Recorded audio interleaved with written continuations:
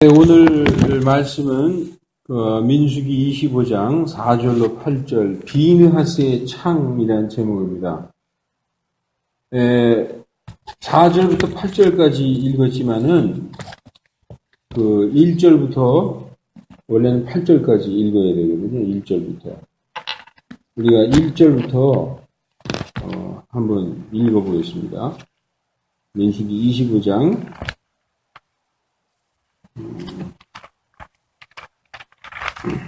제가 한번 1절부터 3절까지 한번 읽어보겠습니다.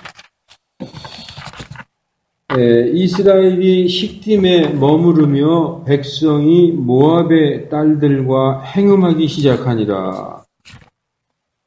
그들이 자기 신들에게 희생물을 드릴 때에 백성을 부르매 백성이 먹고 그들의 신들에게 절하니라. 이스라엘이 스스로 바알브올에게 연합하였으므로 주의 분노가 이스라엘을 향해 타오르니라. 이렇게 이제 말씀이 시작되고 있어요. 그래서 오늘 우리가 4절부터 이어서 8절까지 이제 읽었거든요. 주께서 하나님께서 모세에게 이르시되 백성의 우두머리를 모두 붙잡아서 해를 향하여 주 앞에 목매어 달라. 그리하면 주의 맹렬한 진노가 이스라엘에게서 떠나리라. 그렇게 이제 말씀이 시작합니다. 아론의 네 아들들 중에서 첫째와 둘째 아들인 나답과 아비후는 주의 제단에 이상한 불로 향을 피우다가 성경에 이렇게 나와 있어요. 이상한 불. 하나님이 명령하신 불이 아닌 이상한 불로 향을 피우다가 하나님 앞에 주께로부터 나오는 불로 죽임을 당했습니다. 출애굽기 30장 9절에 보면은 뭐라고 말씀하시느냐? 너희는 그 위에 이상한 향을 드리지 말며, 그죠? 이상한 향을 드리지 말라고 말씀하셨어요. 태우는 희생물이나 음식 헌물을 드리지 말고 그 위에 음료 헌물을 붓지 말지니라. 그런데 레위기 10장 1, 2절에 보니까 아론의 아들 나답과 아비후가 아론은 네 아들이 있었죠. 엘르아살과 이다말, 나답과 아비후 이렇게 네 아들이 있었는데 그 네 아들 중에서 두 아들 나답과 아비후가 각각 자기의 향로를 가져다가 그 안에 불을 담고 그 위에 향을 놓되 주께서 그들에게 드리라고 명령하지 아니한 이상한 불을 그분 앞에 드렸더니 불이 주로부터 나와 그들을 삼키매 그들이 주 앞에서 죽으니라. 그렇게 말씀하고 있어요. 죽임을 당했습니다. 이제 아론의 아들들은 엘르아살과 이다말 두 아들밖에 안 남았어요. 오늘 말씀은 엘르아살의 아들, 즉 아론의 손자인 비느하스에 대한 말씀입니다. 이스라엘이 아모리 족속에게 행한 것을 보고 아모리 족속을 진멸했잖아요. 이 모압이 이 이스라엘 백성들로 인해 고민하고 두려워하며 부올의 아들 발람을 초청해서 이스라엘을 저주해달라고 청했습니다. 그런데 세 번이나 저주 대신에 발람이 저주는 안 하고 축복을 했어요. 그러니까 부올의 아들 발람을 초청한 모압왕 이 발락이 화가 끝까지 치밀어 올랐습니다. 민수기 22장부터 24장에 나와 있죠. 근데 이게 어찌 된 일이죠? 갑자기 이스라엘은 모압의 딸들과 행음하기 시작했다라고 민수기 25장이 이제 말씀하고 있어요. 오늘 우리가 읽은 민수기 25장을 보니까 모압의 딸들과 이스라엘 백성들이 행음을 하기 시작했다. 그래서 그들이 자기 신들에게 희생물을 드릴 때에 모압 백성들이 모압의 신에게 희생물을 드릴 때에 이스라엘 백성을 부르매 백성이 우상에게 바쳐진 제물을 먹고 이스라엘 백성이 모압 백성하고 함께 모여서 우상에게 바쳐진 제물을 먹고 마치 출애굽기 32장의 모습을 재현하는 것처럼 그들의 우상에 절하고 그들과 함께 어울리고 있는 것입니다. 우리가 출애굽기 32장을 보면은 금송아지 만들어 놓고 벌거벗고 뛰놀고 있었잖아요. 그거하고 똑같은 상황이 재현되는 거예요. 그 모압의 신에게 경배하고 절하고 그 우상에 바쳐진 재물을 먹고 그러고 있는 거예요. 하나님께서 가장 미워하시는 것은 우상 숭배하는 것입니다. 이것은 남편이 있는 여자가 다른 남자와 함께 간음하는 것과 마찬가지로 여기시는 것입니다. 하나님의 진노가 이스라엘을 향해서 불타오르기 시작했습니다. 그래서 오늘 우리가 4절부터 읽었는데 3절에 이렇게 나와 있어요. 이스라엘이 스스로 바알부올에게 연합하였으므로 주의 분노가 이스라엘을 향해 타오르니라. 하나님께서는 백성의 우두머리, 즉 치리자를 붙잡아 매달아라 라고 4절부터 이제 명령하고 계시죠. 그리하면 주의 진노가 이스라엘에게서 떠나시리라 라고 말씀하시며 바알부올에게 연합한 자들을 색출해서 다 죽여라 라고 명령하세요. 다시 한번 보십시다. 주께서 모세에게 이르시되 백성의 모든 우두머리를 붙잡아 해를 향하여 주 앞에 목매어 달라. 그리하면 주의 맹렬한 진노가 이스라엘에게서 떠나리라 하니 모세가 이스라엘의 재판관들에게 이르되 너희는 각각 바알부올에게 연합한 자기 사람들을 죽이라 하니라. 이렇게 이제 그 모압의 신들에게 경배하고 그리고 행음한 자들을 색출해서 잡아 죽이라고 하는 그 와중에 이 난리통에 이스라엘의 온 회중들이 성막 앞에서 울부짖을 때에 울부짖었다고 이제 말하고 있어요. 왜냐하면 많은 사람이 죽게 생겼거든요.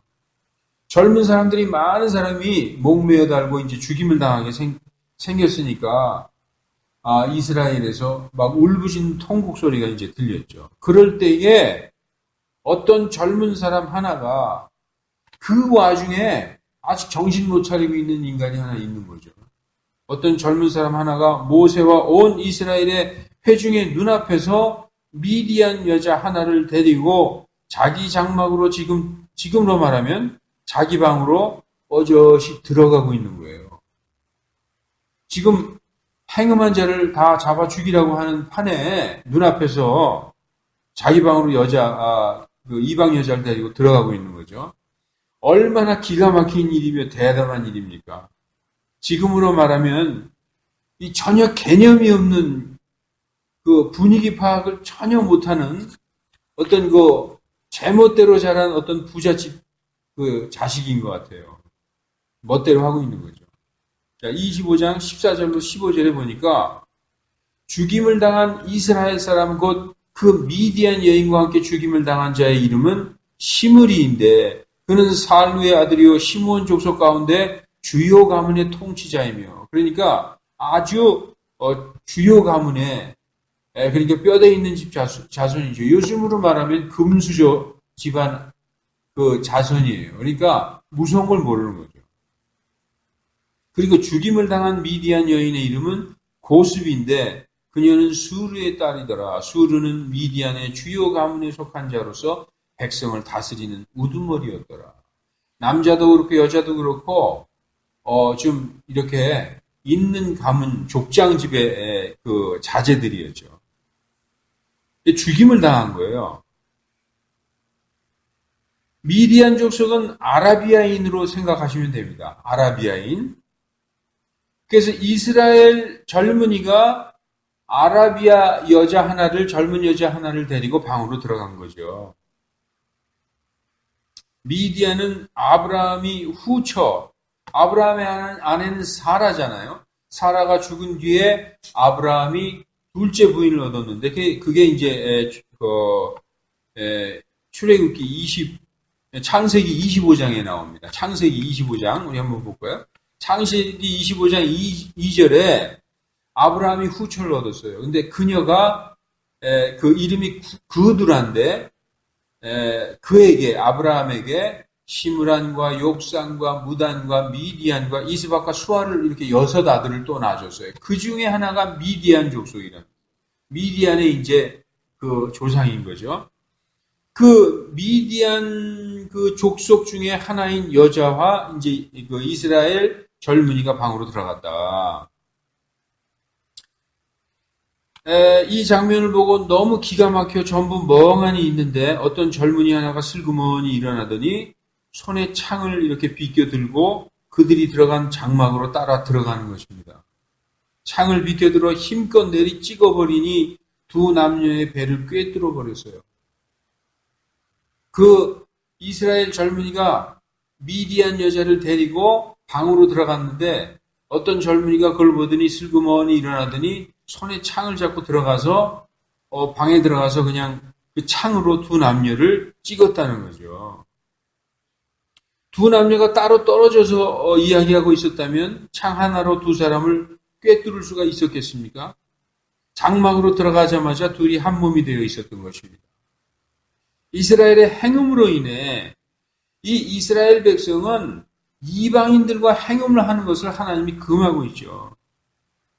이스라엘의 행음으로 인해 하나님께서 진노하셔서 백성의 지도자들을 매달아 죽이고 그 가족들은 성막 앞에서 울부짖고 있는 마당에 모세와 온 백성의 면전에서 보란듯이 이방 여인을 데리고 장막에 들어가는 이스라엘 청년을 보고 도저히 참을 수 없는 분노로 인하여 창을 꼬나 쥐고 따라 들어간 사람은 누구냐? 아론의 손자요 엘르아살의 아들인 비느하스였었습니다.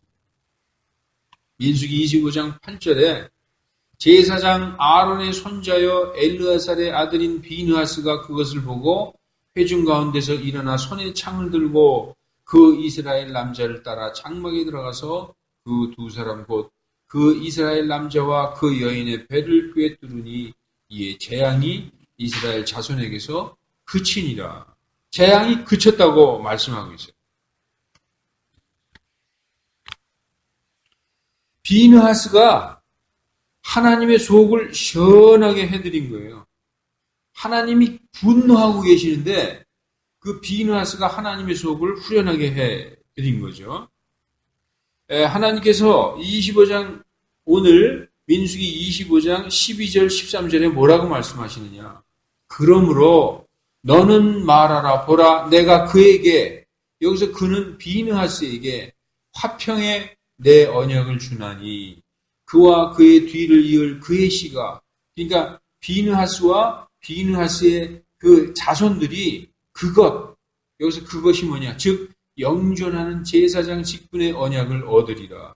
그가 자기 하나님을 위해 열심을 내었고 이스라엘 자손을 위해 속죄하였느니라. 그러니까 이 비느하스가 한 행동이 하나님을 위해 열심을 내어서 하나님을 시원하게 해드리고 이스라엘 전체를 위해 속죄하였다는 거예요.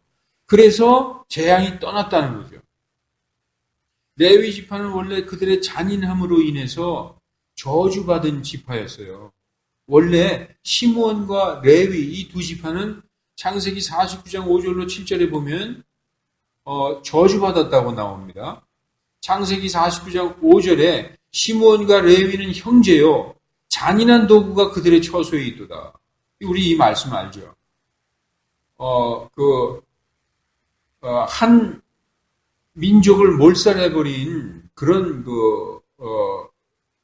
이 아주 잔인한 그런 그 성품을 가지고 있습니다. 레위와 시므온이.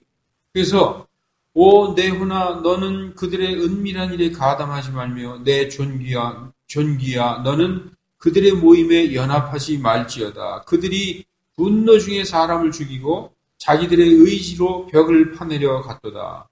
그들의 분노가 맹렬함으로 그것이 저주를 받고 여기 나오죠. 저주를 받고 그들의 진노가 잔인함으로 그것이 저주를 받으리라. 내가 그들을 야곱 안에서 나누며 이스라엘 안에서 흩으리로다. 이렇게 해서 이 저주받은 지파였었어요. 그런데 그들의 의로운 행위, 아까 우리가 읽었지만 그 비느하스의 그 행위라든지 자신을 하나님께로 구별하는 그런 행위 때문에 제사장 지파가 되었습니다. 그런 특권을 받았어요. 우리가 보면은 출애굽기 32장 25절로 28절에 보면은 모세가 하나님께 두 돌판을 들고 받아가지고 내려올 때 모세가 보니까 백성이 벌거벗었더라. 아론이 그들로 하여금 벌거벗게 하여 그들의 원수들 가운데서 수치거리가 되게 하였더라. 그래서 모세가 하나님께 돌판을 십계명을 받아가지고 내려올 때 그들이 금송아지 만들어가지고 송아지가 우리 하나님이다 그러고 거기다 절하고 벌거벗고 뛰놀고 있었죠. 그래서 이에 모세가 진영의 문에 서서 이르되 누가 주의 편에 속하느냐 그는 내게로 나오라 하니 레위의 모든 아들들이 함께 모여 그에게로 오매. 여기서 이게 중요한 거예요. 그 모든 백성들이 금송아지 만들어 놓고 거기다 절하고 이게 우리를 구원하신 하나님이다 하고 벌거벗고 뛰놀고 있을 때에 모세가 누가 하나님께 주의 편에 속하느냐 하니까 누가 하나님께 나왔느냐. 레위의 모든 아들들이 함께 모여 그에게로 오매. 여기서 보니까 레위 지파가 나왔죠. 그래서 그가 그들에게 이르되 모세가 레위 지파 모든 사람들에게 이르되 주 이스라엘의 하나님께서 이같이 말씀하시느니라. 각 사람이 허리에 칼을 차고 온 진영을 문에서 문으로 두루 들락달락하며 각 사람이 자기 형제를 각 사람이 자기 동료를 각 사람이 자기 이웃을 죽이라 하니 레위 자손이 모세의 말대로 행함에 그날 백성 중에서 3,000명 가량이 죽으니라. 그러니까 레위 지파가 그 우상 금송아지 만들어 놓고 우상 숭배하는 가운데서 자기들을 구별해서 하나님께 나왔다는 거죠. 레위 지파가.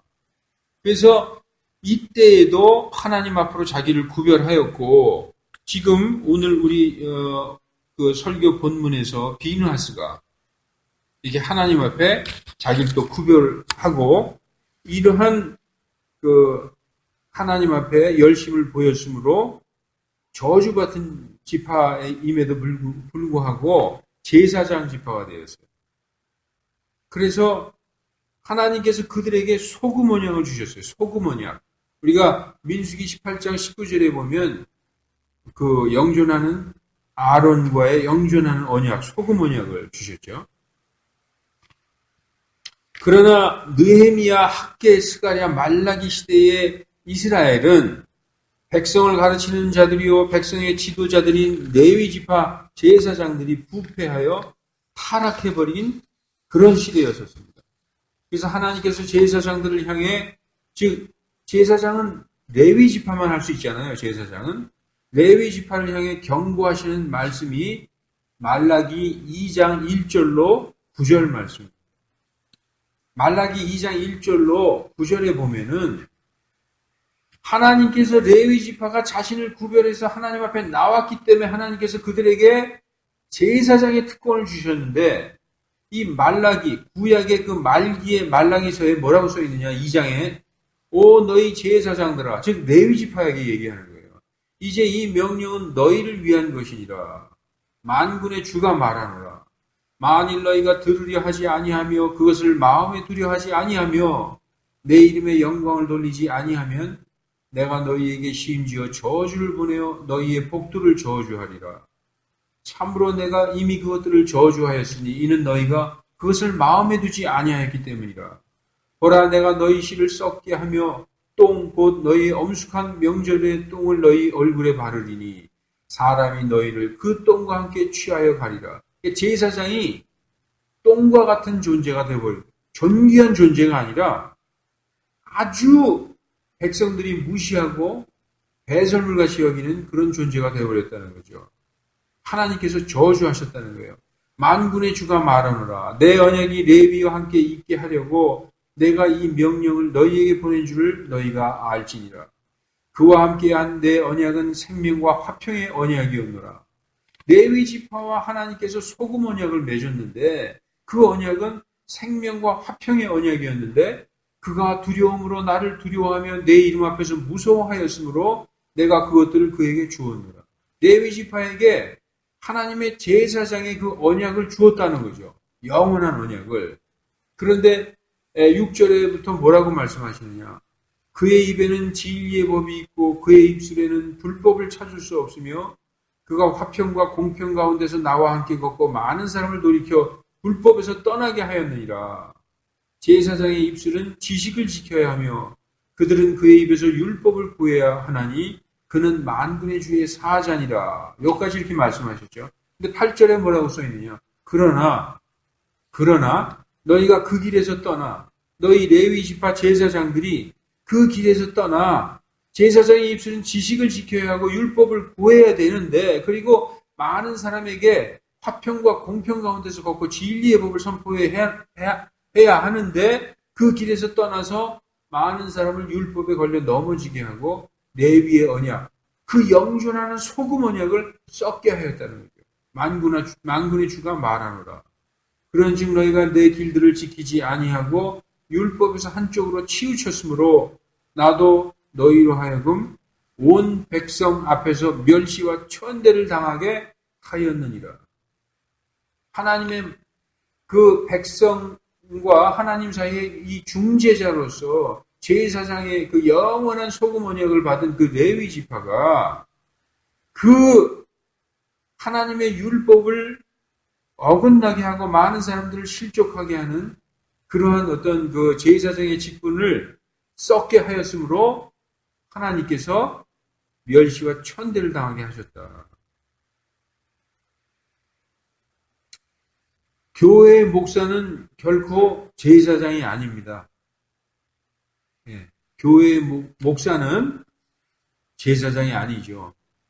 하나님과 백성들 사이에 중재자가 더 이상 필요 없고 예수 그리스도가 오신 다음부터는 예수 그리스도의 보혈로 거듭난 모든 성도들이 다 왕같은 제사장인 이 신약 시대에 우리가 살고 있잖아요.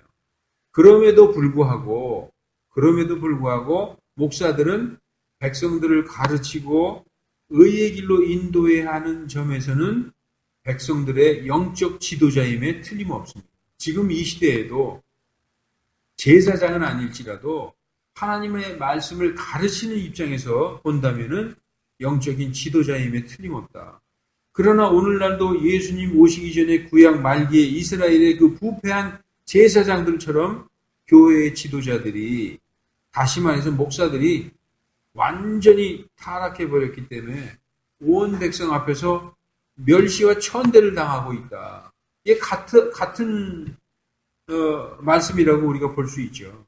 이것은 옛날이나 지금이나 똑같이 있어왔던 일이고 성경적으로 이미 예언된 일이다. 그렇지 않아요? 지금 이 시대에 누가 목사를 존경합니까? 이 구약의 말라기, 그 학계, 스가랴, 말라기, 이 시대에도 백성들의 그 제사장들이 얼마나 무실당했는지 몰라요. 왜냐하면은 하나님의 말씀에서 한참 떨어져 있었고 그들은 율법을 굽게 하는 자들이었고, 그래서 백성 앞에 멸시와 천대를 당했던 거죠. 여러분, 한 나라의 부패와 멸망은 도덕적 타락에서부터 시작됩니다. 한 나라가 도덕적으로 타락하는 그 원인은 소금이 제맛을 잃어버릴 때, 즉 사회의 방부제의 기능이 마비되었을 때 그런 일이 일어나는 것입니다. 하나님의 말씀을 다루는 교회가 짓지 않는 벙어리 개가 되었을 때에 그러한 일들이 일어나기 시작하는 것입니다. 우리 이사야서 56장 10절로 12절 한번 보십시다. 이 제사장들 그리고 종교 지도자들이 짓지 않았다는 거예요. 짓지 않는 개처럼. 그의 파수꾼들은 눈먼 자들이요 그들은 다 무지한 자들이며 다 말 못하는 개들이므로 짓지 못하는도다. 그들은 잠자고 눕고 졸기를 좋아하니 참으로 그들은 탐욕이 심하여 결코 만족할 줄 모르는 개들이요. 종교 지도자들, 목사들도 이 탐욕이 아주 요즘은 탐욕이 심한 그런 시대가 되죠. 깨닫지 못하는 목자들이다. 그들이 다 자기 길만 바라보고 저마다 자기 구역에서 떠나 자기 이익만 추구하며 말하기를 너희는 오라. 내가 포도주를 가져오리니 우리가 독주로 우리 몸을 가득히 채우자. 내일도 이날과 같고 또 더욱 풍성하리라 하느니라. 그들은 무지한 자들이고 말 못하는 개들이다. 짓지 않는다는 거예요.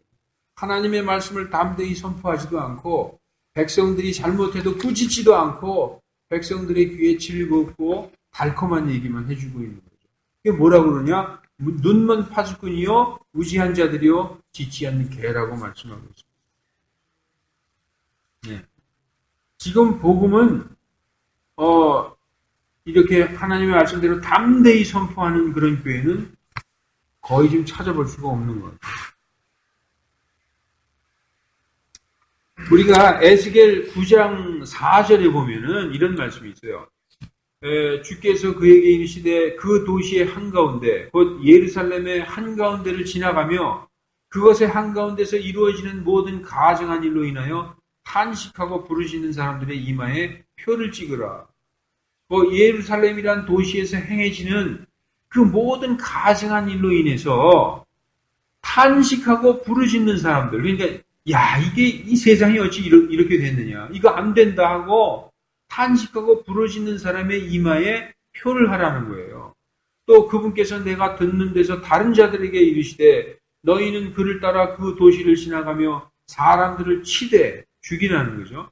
너희 눈이 아끼지 말고 너희가 불쌍히 여기지도 말며 늙은 자와 젊은 자와 처녀와 어린아이와 여자를 철저히 죽이되 표가 있는 자에게는 가까이 가지 말라.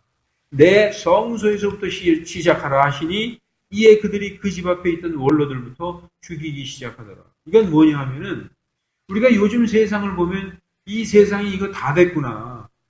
이거 뭐 여자들이 그냥 어떻게 하면 자기의 몸을 드러내고 돌아다닌다고 하는지 아주 세상이 이 목사들도 그렇고 많이 타락을 했지 않습니까? 이런 걸 보고 세상을 보고 뭐 동성연애를 뻐젓이 하는 이런 거 보고 타락하고 울부짖는 그 사람들의 이마에 표를 찍으라는 거예요. 그리고 그 사람들은 손대지 말고 나머지는 다 죽여버리라는 거예요. 그러니까 지금 이렇게 타락하고 이런 패퇴한 세대에도 참으로 세상을 바라보면서 탄식하고 눈물을 흘리는 사람들 하나님께서 지켜보고 있는 거예요.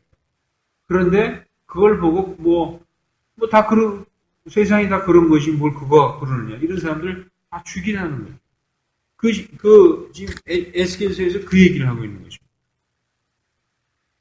8장부터 9장까지 이스라엘의 장로들에서부터 모든 백성들이 우상숭배에 젖어 있는 것을 보고 탄식하고 눈물 흘리는 사람들을 빼놓고 남녀노유를 불쌍히 여기지 말고 다 죽이라 이렇게 말씀하고 있는 것이죠.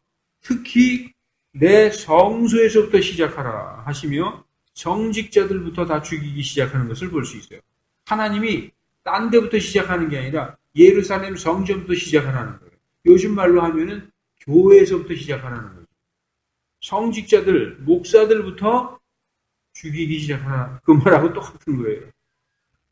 지금 우리 시대의 모습도 하나님께서 다 죽여버리라는 그때의 사정과 다를 바가 없습니다. 비느하스처럼 손에 창을 거머쥐고 행음하며 우상숭배하는 가증한 자들을 꿰뚫어 버리지는 못할 망정 완전히 타락한 이 세상을 보며 탄식하고 눈물을 흘리지도 않는 자들도 다 죽어야 마땅하다고 하나님이 생각하시는 거예요. 우리는 그렇게 생각하지 않죠. 하나님은 그렇게 생각하신다는 거예요. 죄를 짓는 것을 보고도 책망하지 않고 말씀으로 꾸짖고 권면하고 의로 교육하지 않는 크리스천들도 하나님의 눈에는 다 죽어야 마땅한 자들로 보실지 모르겠어요. 우리는 그냥 용서해라 뭐 이렇게 품어줘라 뭐 그렇게 얘기할지 모르지만 하나님이 보실 때는 죽어야 마땅한 자들로 보실지 모르겠다. 백성들의 지도자들은 누구입니까? 국회의원입니까? 시의원, 구청장, 교육감이에요? 아니에요. 하나님의 성직자들이라고 성경은 말씀하고 있어요. 하나님의 성소에서 하나님의 일을 하는 자들이기에 내 성소에서부터 시작하라 하는 하나님의 말씀은 오늘날로 적용시킨다면 교회 한가운데서부터 시작하라. 이런 말씀이 아니고 무엇이겠습니까? 마지막 날들의 사람의 아들이 오시는 때는 노아의 때와 같다고 말씀하셨어요. 마태복음 24장 37절.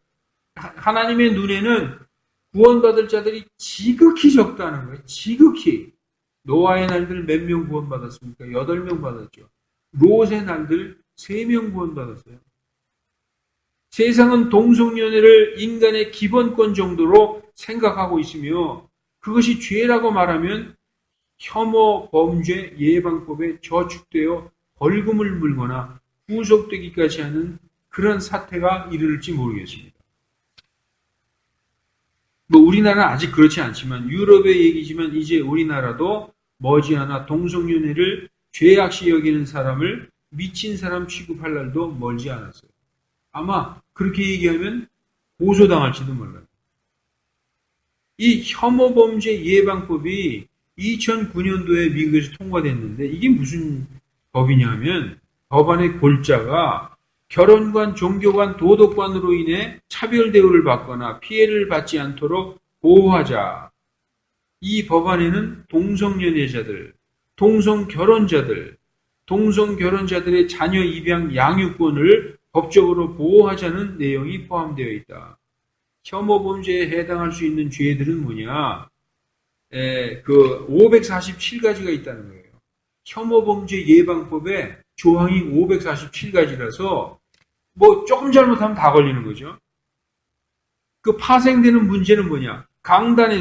교회 강단에서 동성애가 죄라고 말할 수 없다. 기독교만이 참 종교라고 말할 수 없다. 교황권을 적그리스도라고 말할 수 없다. 그러니까 이 강단에서 동성애는 죄입니다 하면은 법에 걸릴 날이 올지도 모른다는 거죠. 미국은 이미 시행하고 있어요. 학생 인권 조례에 동성애와 임신 출산 때문에 차별받지 않을 권리가 도대체 왜 나오는 겁니까? 학생 인권 조례에 제 1번부터 7번까지 있는데 1번이 뭐냐면 동성애와 임신 출산 때문에 차별받지 않을 권리. 학생들이 이거 웃기는 거죠.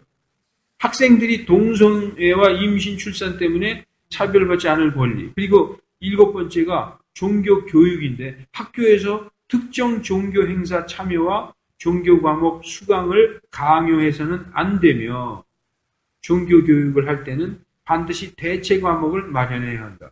전에는 채플 시간이 있었잖아요. 채플 시간에 안 들어가도 되고 채플 받을 그 시간에 다른 과목을 배울 수 있게끔 이렇게 해줘야 된다.